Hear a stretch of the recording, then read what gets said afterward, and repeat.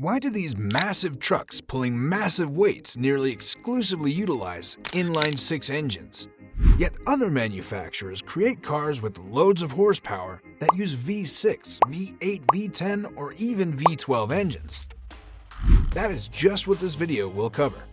Watch until the end to find out why inline-six engines are used in almost all trucks. And keep watching if you want to know the answer. Over the years, different truck manufacturers have provided a wide range of truck engines, from V12 engines to V10 and V8s. But now, regardless of whether they are American or European brands like Peterbilt, Kenworth Mac, or Freightliner, all of them employ inline-six engines. You won't believe why all semi-trucks use inline-six engines. Have you ever been asked how much horsepower your truck or car has, which is the standard measurement of an engine's power? But trucks actually don't require that many horsepower.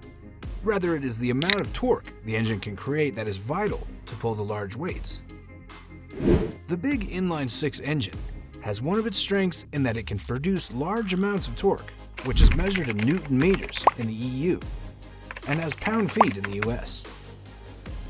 The strongest inline-six engine is the Volvo D16K with 750 horsepower and 3,550 Newton meters.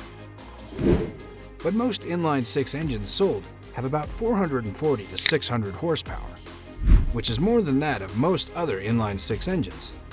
Considering the weight constraints of the various nations, given that the CO2 emission and the quantity of exhaust gases generated by the various governments are heavily scrutinized, there is no reason to increase engine size when you can get the necessary torque from an inline-six engine, because every engine manufacturer strives to make their engine as fuel efficient and CO2 emitting as feasible. The weight of the engine is another reason why truck manufacturers employ inline-six engines rather than other engine types, since certain nations have stricter weight regulations than others. And the more your vehicle weighs, the less you can load. For instance, an inline-six engine has 2, 4, or 6 fewer cylinders to oil and maintain than a V8 engine, a V10 engine, or a V12 engine, all of which are inline-six engines. This is an even more crucial factor in the manufacturer choosing the inline-six engine. An inline-six engine is more fuel efficient and less expensive to service and maintain, since it can peak with fewer repetitions than V8 engines, causing less damage to the engine and allowing it to run longer on the same quantity of engine oil. Do you love such semi-trucks and inline-six engines? Then make sure to subscribe to our channel and leave this video a like if you enjoyed it. The crank pins of an inline-six engine are not shared, which leads us to the next important fact. This refers to the fact that 2 connecting rods are normally fastened to a single crank pin on the crankshaft in a V engine. As a result, the 2 connecting rods must share the same bearing space. Additionally, because the crank pin is dealing with 2 pistons rather than 1, the major journals before and after the crank pin essentially have to do twice as much work.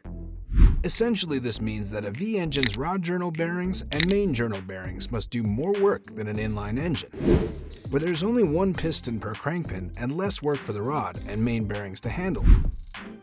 In addition, the rod bearings on an inline engine are not shared, giving the bearing a significantly wider surface area to work with and lubricate.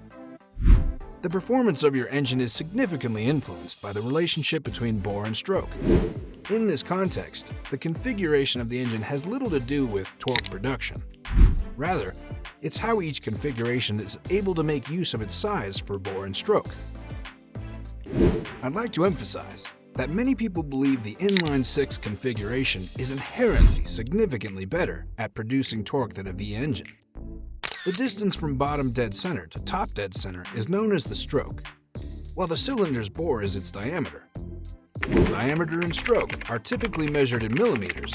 Many American engines use inches instead.